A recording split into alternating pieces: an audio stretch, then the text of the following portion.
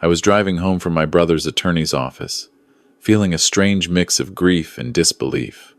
Frank had left me everything: 3 rental properties, a lakeside cabin, and nearly $200,000 in savings.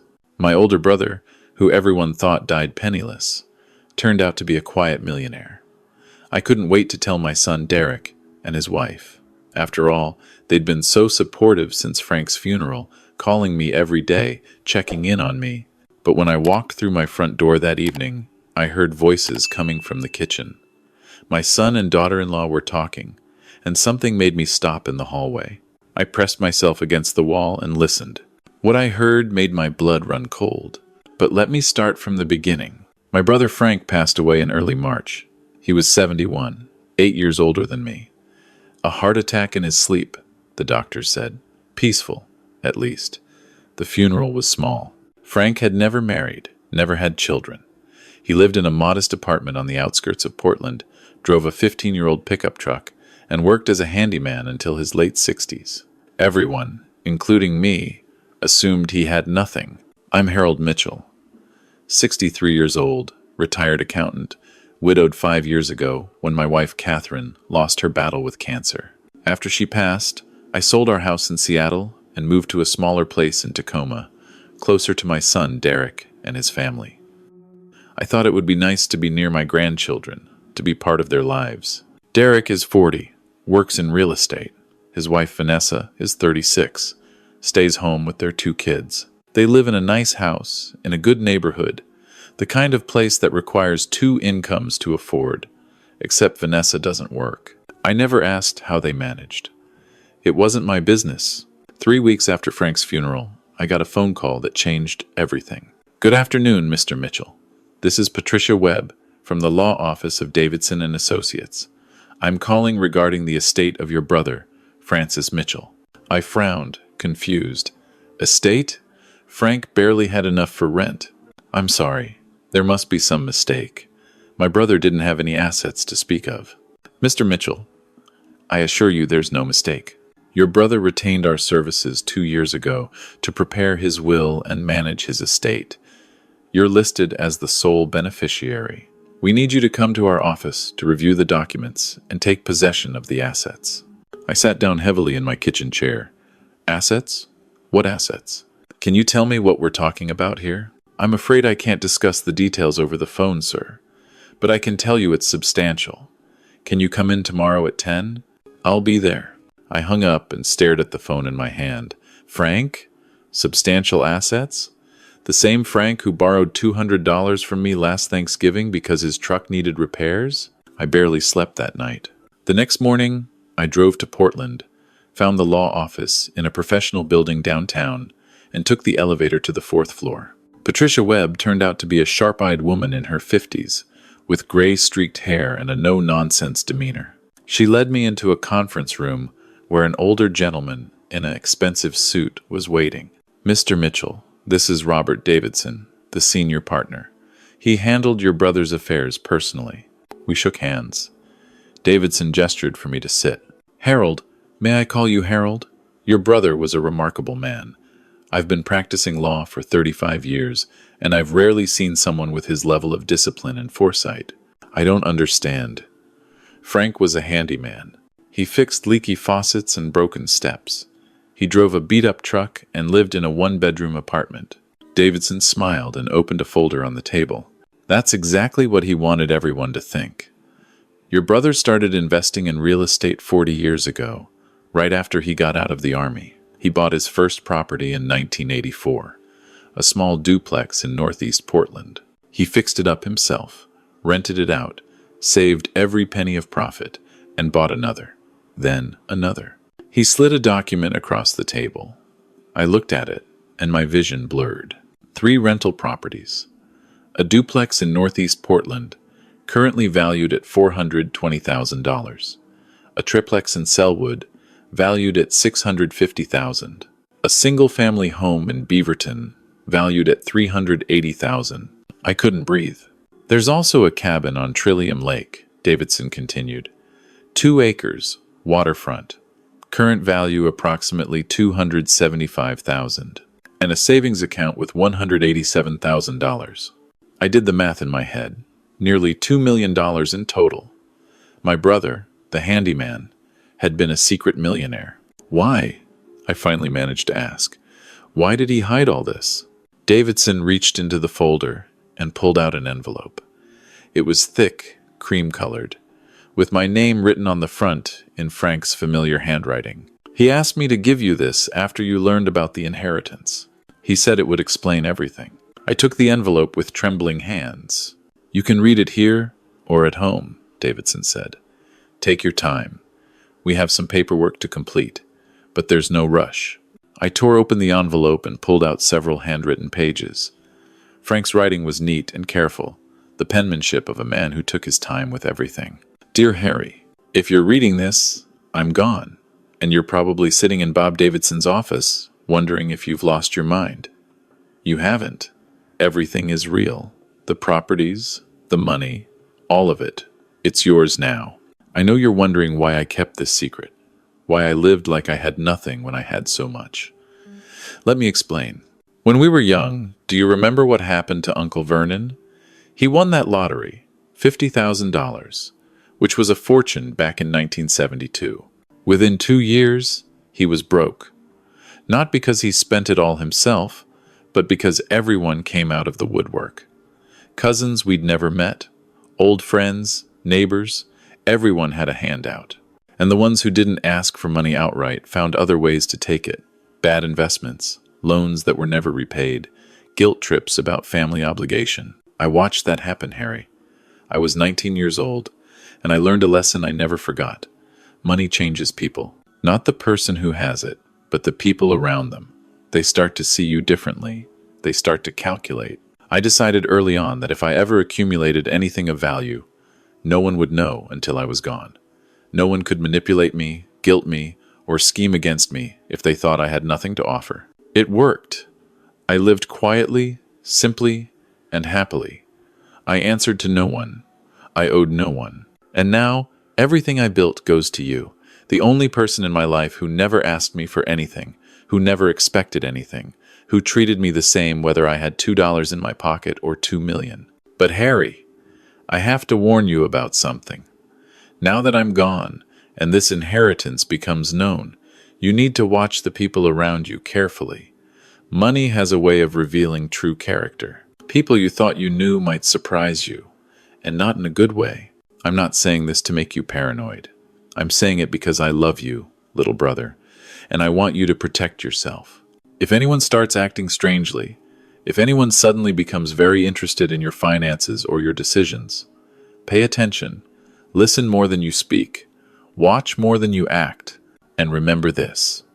Whatever you decide to do with these properties, and this money is your choice, not your son's choice, not anyone else's choice, yours.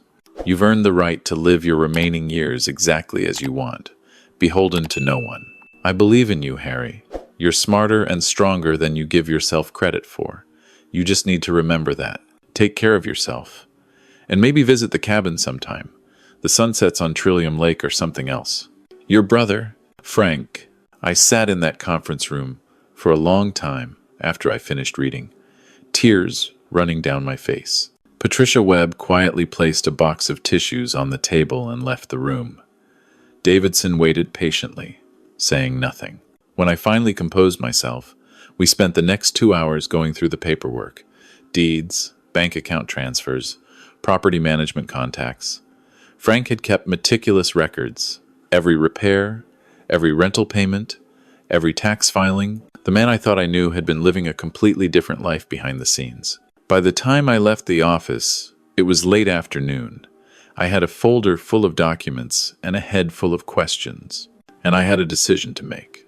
My first instinct was to call Derek immediately, to share this incredible news with my son, the only family I had left. But Frank's letter kept echoing in my mind. Watch the people around you carefully. Was he talking about Derek, my own son? That seemed absurd. Derek was a good man. He'd been so attentive since Catherine died, calling regularly, inviting me to family dinners. Just last month, he'd helped me set up my new computer, but something made me hesitate. Maybe it was Frank's voice in my head. Maybe it was just the shock of the day. Whatever it was, I decided to wait. To go home, sleep on it, and figure out my next move in the morning.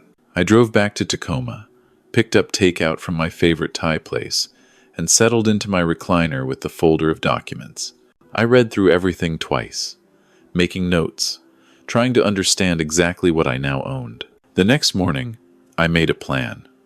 I would visit each property, see them with my own eyes, and then decide what to do. I wouldn't tell anyone about the inheritance until I had a clear picture of my own situation. I spent the next week driving around Portland, meeting the property managers Frank had hired, walking through the rentals. The duplex in Northeast Portland was well maintained, both units occupied by long-term tenants. The triplex in Selwood was the same. The Beaverton house was currently vacant, the previous tenant having moved out in January. The cabin was the last stop. I drove out on a sunny Saturday morning, wound through the forest roads, and finally pulled up to a small but charming A-frame structure overlooking the lake. It was exactly the kind of place Frank would have loved. Simple, private, peaceful. I sat on the deck for an hour, watching the water and thinking about my brother, about the life he'd built in secret, about the gift he'd given me, and about his warning. I drove back to Tacoma that evening, and that's when everything changed. I'd given Derek a spare key to my house months ago, in case of emergencies. I didn't think anything of it. He was my son. Why wouldn't he have access to my home? But when I pulled into my driveway that Sunday evening, I saw his car parked in front. The lights were on inside. I checked my phone. No missed calls, no texts. He hadn't told me he was coming. I walked up to the front door, and that's when I heard the voices. Derek and Vanessa, talking in my kitchen. Not just talking, arguing. I should have announced myself. I should have walked in and asked what was going on. But something stopped me. Call it intuition. Call it Frank's voice in my head. I stood in the entryway, hidden by the wall, and listened. I'm telling you, Derek was saying, it's only a matter of time. The old man can't keep track of his own finances anymore.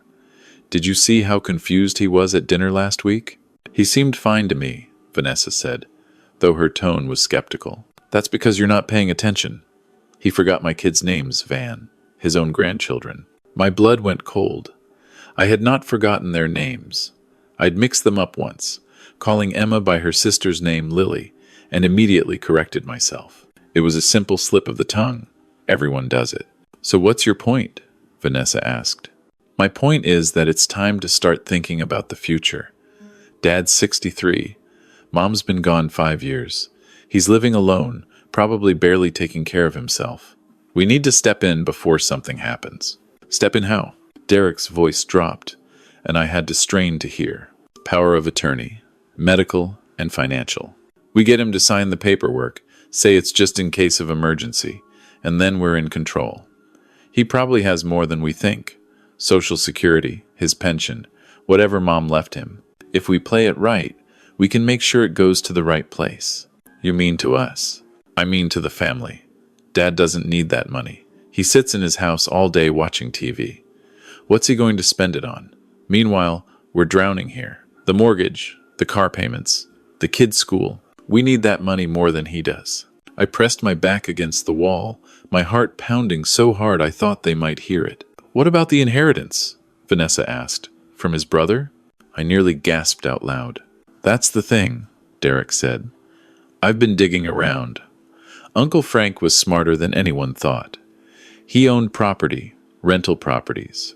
How do you know? I have a friend at the county assessor's office. She looked it up for me. Frank Mitchell owned 3 properties in Portland and a cabin near Mount Hood. All of it goes to Dad. Holy crap. How much are we talking? Derek's voice was eager, hungry in a way I'd never heard before. Based on the addresses, we're looking at over $1 million, maybe more. Add in whatever savings Frank had, and Dad is sitting on a gold mine. The old man probably doesn't even know what to do with it. And you want to get power of attorney so we can control it. Exactly. We convince him that he's getting forgetful, that he needs help managing things. He signs the papers, and we take over. Then we can sell the properties invest the money, and set ourselves up. My legs felt weak. I reached out and steadied myself against the wall. Vanessa was quiet for a moment. What if he won't sign? He will. He's lonely, Van. He wants to feel needed, to feel like part of the family. We just have to make him feel like this is his idea, like he's helping us by letting us help him. And if he still won't, then we go the other route. Get a doctor to say he's incompetent. Petition for conservatorship. Either way, we get control. I heard a chair scrape against the floor. Derek was standing up. The key is moving fast. Before he figures out how much Frank left him. Before he gets attached to those properties. Once he signs over power of attorney, we can handle everything. He doesn't even need to know the details. I had heard enough. I backed slowly toward the front door, opened it silently, and stepped outside. My hands were shaking so badly I could barely hold my keys. I walked to my car, got in, and drove away without looking back. I drove for an hour, no destination in mind, just needing to move. My mind kept replaying what I'd heard. My son, my only child, the boy I'd raised, put through college, walked down the aisle at his wedding. He was planning to declare me incompetent and steal my inheritance. Vanessa, I could almost understand. She'd always been ambitious, always wanted more than they had. But Derek, my Derek, I pulled over at a rest stop and sat there until my hands stopped shaking. Then I pulled out my phone and found Robert Davidson's number. He answered on the third ring. Harold, is everything all right? No, I said. I need your help. And I need you to recommend a family law attorney. Someone good. Someone who can help me protect myself from my own son. There was a brief pause. Then Davidson's voice, calm and professional. I understand. Can you come to my office tomorrow morning? I know exactly who to call. I was at Davidson's office at 9 the next morning.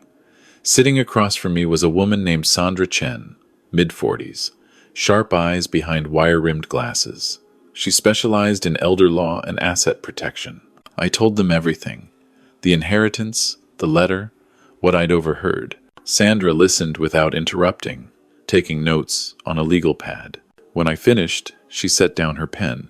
Mr. Mitchell, I want you to know that what your son is describing, trying to obtain power of attorney through manipulation or filing for conservatorship without grounds, is not just unethical. It's potentially illegal. But can he do it? Can he really have me declared incompetent? Theoretically, yes. Anyone can petition for conservatorship, but they have to prove incapacity, and that requires medical evaluation, court hearings, evidence. If you're mentally sound, and you clearly are, any competent judge would deny the petition. So I'm safe? She hesitated. Mostly. The danger is, if they convince a doctor to go along with them, or if they find a way to make you look incapacitated. That's why we need to act now, while you're clearly in full possession of your faculties, to document your competence and protect your assets. We spent the next 3 hours creating a plan. First, Sandra recommended I get a complete physical and cognitive evaluation from my own doctor, independent of any physician Derek might try to involve. I scheduled the appointment for that week. Second, I needed to move my assets where Derek couldn't access them. I opened new bank accounts at a different bank, one where my son had no connections. I transferred Frank's savings there. I contacted the property managers and updated all the records to reflect my ownership, with instructions that no one else was authorized to make decisions about the properties. Third, Sandra drafted a new will, one that specifically excluded Derek from any inheritance unless certain conditions were met. I didn't want to cut him out entirely. Not yet, but I wanted leverage. Fourth, and most importantly, I needed evidence. Sandra explained that my word alone about what I'd overheard wouldn't carry much weight in court. I needed documentation.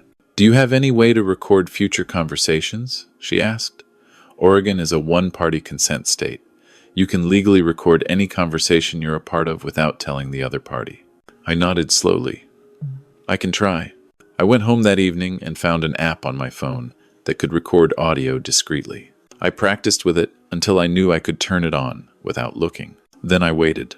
Derek called the next day, casual and friendly. Hey, Dad, just checking in. How was your trip to Portland? I kept my voice neutral. Fine. Just handling some paperwork for Frank's estate. Oh yeah? Anything interesting? Not really. Some old bank accounts, a few personal items. Nothing major. I heard him hesitate. Well, let me know if you need any help going through it. Vanessa and I were talking, and we thought maybe we could come over this weekend. Help you sort through everything. I gripped the phone tighter. That's kind of you, son, but I've got it handled. Are you sure? It's a lot of work. You shouldn't have to do it alone. I'm sure. Thanks for the offer. There was a long pause. Okay, Dad. Well, let us know if you change your mind. I will. Talk to you later. I hung up and sat down heavily in my chair. It hurt more than I expected, that conversation, hearing him pretend to care, knowing what he really wanted. The following weeks fell into a pattern. Derek called every few days, always finding an excuse to ask about my finances, my health, my plans. Vanessa started stopping by unexpectedly, always with some excuse about bringing me food or checking on the house. And every time, I recorded our conversations. One evening, Vanessa came over with a casserole. She sat in my kitchen, watching me eat, making small talk. You know, Harold, she said, we've been worried about you. Living alone like this. What if something happened? I'm fine, Vanessa. I've been taking care of myself for 5 years now. I know. But Derek and I were talking, and we thought maybe you should consider moving closer to us, or maybe into one of those nice, assisted living communities. They have activities, people your age to socialize with. I looked at her steadily. I'm 63, not 90. I don't need assisted living. Of course not. I didn't mean it like that. I just meant, wouldn't it be nice to have someone else handle the cooking and cleaning, so you could relax? I'm perfectly capable of cooking and cleaning. She smiled, but it didn't reach her eyes. I'm sure you are. It's just, well, Derek mentioned you've been a bit forgetful lately. He's concerned. Forgetful? You know, little things. Mixing up names, repeating stories. It happens to everyone as they get older. I set down my fork. Vanessa, I am not forgetful. I am not losing my mind, and I don't appreciate the suggestion. Her smile faltered. I wasn't suggesting anything, Harold. I'm just trying to help. Then help by trusting that I know what's best for myself. She left shortly after, the casserole barely touched. I saved the recording, labeled it, and sent it to Sandra Chen. The recordings accumulated. Phone calls where Derek pushed me to add him to my bank accounts. Conversations where Vanessa hinted that I might need a medical evaluation. Visits where they worked together, tag-teaming me with concern and subtle manipulation. But the most damning recording came 6 weeks after I first overheard their scheme. Derek invited himself over for dinner. He showed up alone, saying Vanessa was home with the kids. He brought a bottle of wine and a stack of papers. What's this? I asked. Just some paperwork, Dad, nothing major. A friend of mine who's a lawyer drew it up. It's a standard power of attorney form. I stared at the documents, keeping my face neutral. My phone was recording in my shirt pocket. Why would I need this? It's just in case, Dad. You know, if something happened to you, it would let me handle your affairs. Pay bills, make medical decisions. Standard stuff. I'm perfectly capable of handling my own affairs. I know. But what if you got sick or had an accident? It would be a nightmare trying to sort everything out without these documents in place. I looked at my son, really looked at him. This was the baby I'd held in my arms 40 years ago, the boy who used to ride on my shoulders at the county fair, the young man I'd been so proud of at his college graduation, and now he was sitting in my kitchen, trying to trick me into signing away my autonomy. Derek, I said slowly, I appreciate your concern, but I'm not going to sign this. His face tightened. Why not? It's a simple precaution, because I don't need it. I'm healthy, I'm mentally sound, and I have my own attorney handling my affairs. Your own attorney? Since when? Since I decided to get my estate in order. After Frank died, I realized I needed to plan for the future.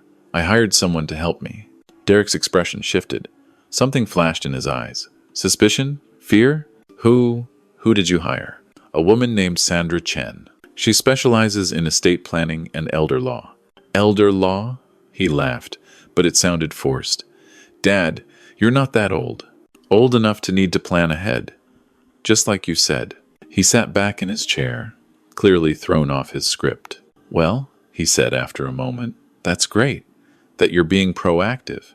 But this power of attorney form is still a good idea. Your lawyer would probably recommend it.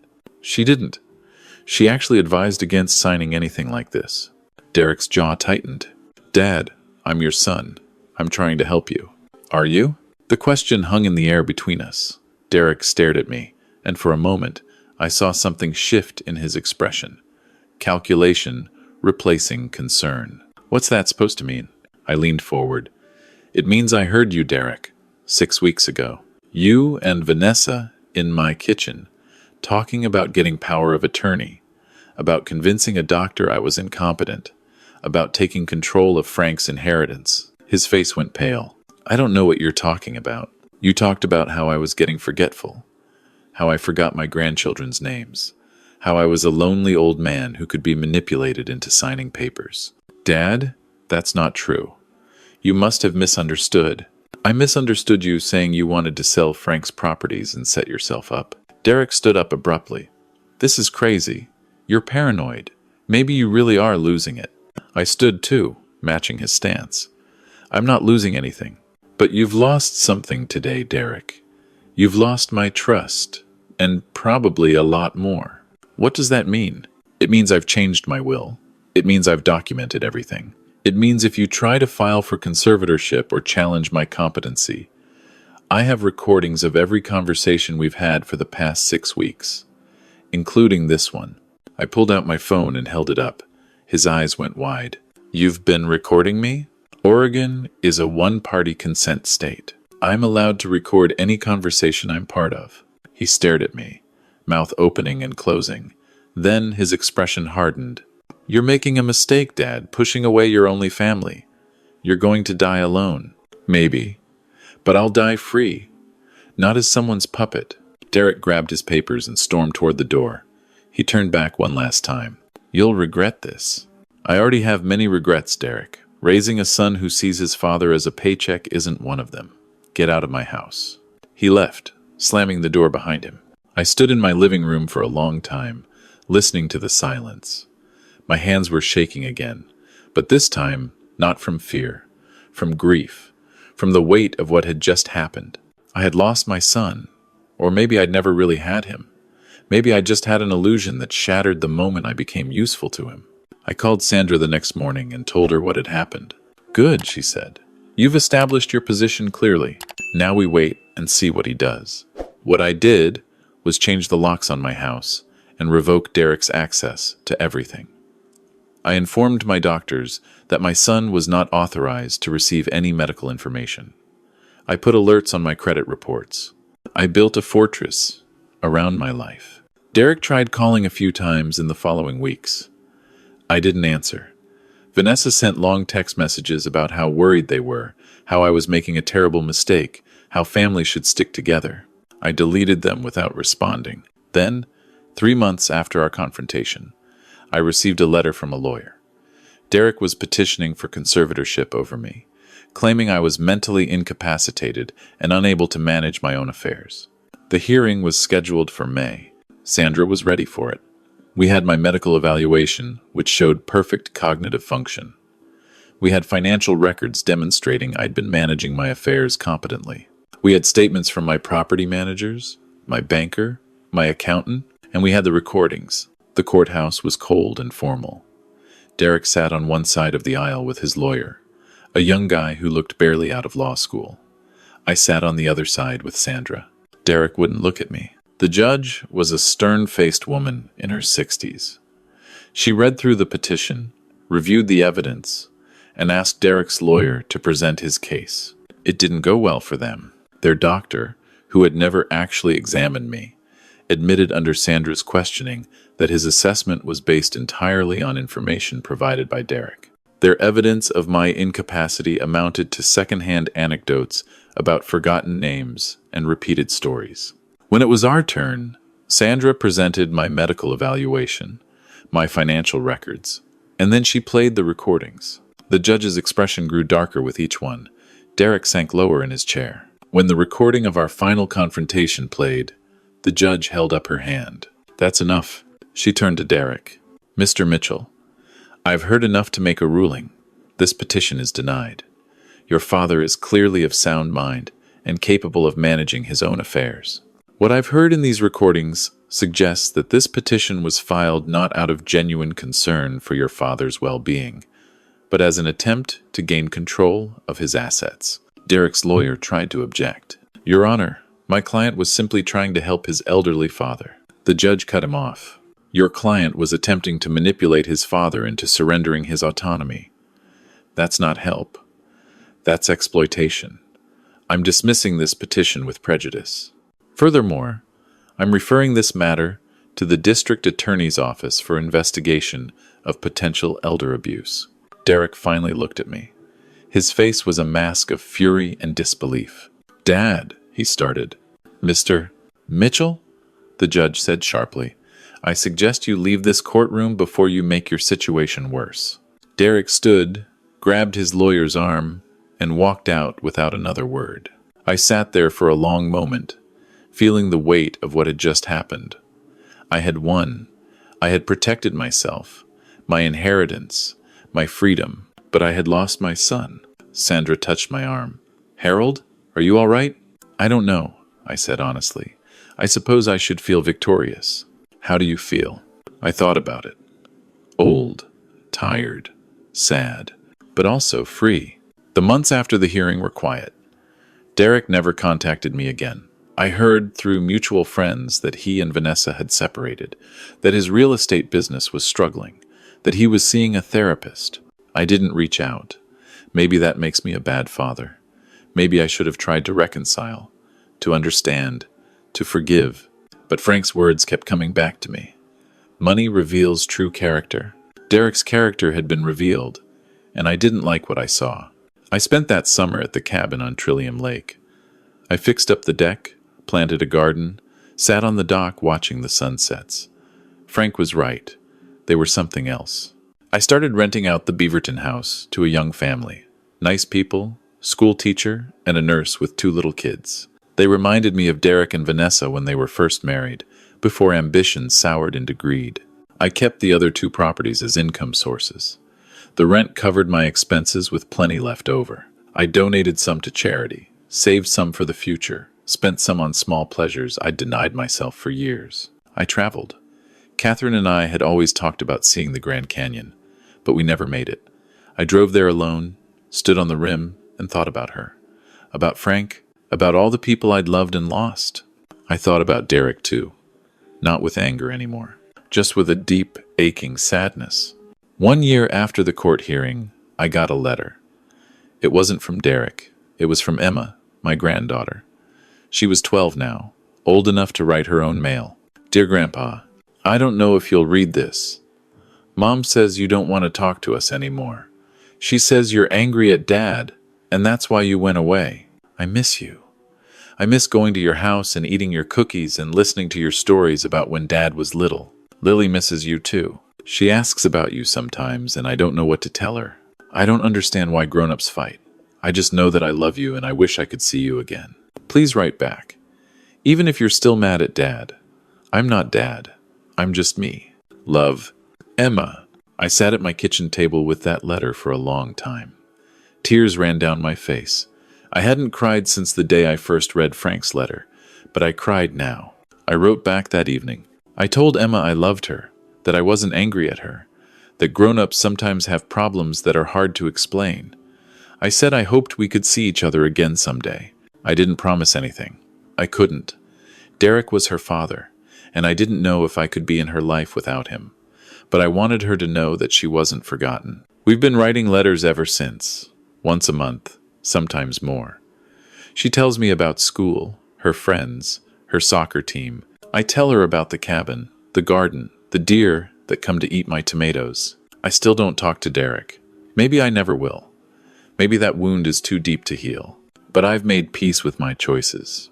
Frank left me more than money and property. He left me wisdom, He warned me that people would change when they smelled money, and he was right. But he also gave me the means to protect myself, to build a life on my own terms. I'm 65 now. I live quietly, simply, and happily. I answer to no one. I owe no one. And on summer evenings, I sit on my deck at Trillium Lake, watching the sun set over the water, and I think about my brother. Thanks, Frank, I say to the empty air, for everything. The wind stirs the trees. The light fades to gold, then purple, then dark. And somewhere out there, I like to think he hears me. Did you enjoy my story? If you made it to the end, drop a number 1 in the comments. If you liked it, please show your support with a like or consider sending a small tip. I've got plenty more stories like this one on my channel, so make sure you're subscribed and check them out. I've put 2 more stories on screen that everyone loves. Thanks for being here, and I'll see you in the next one.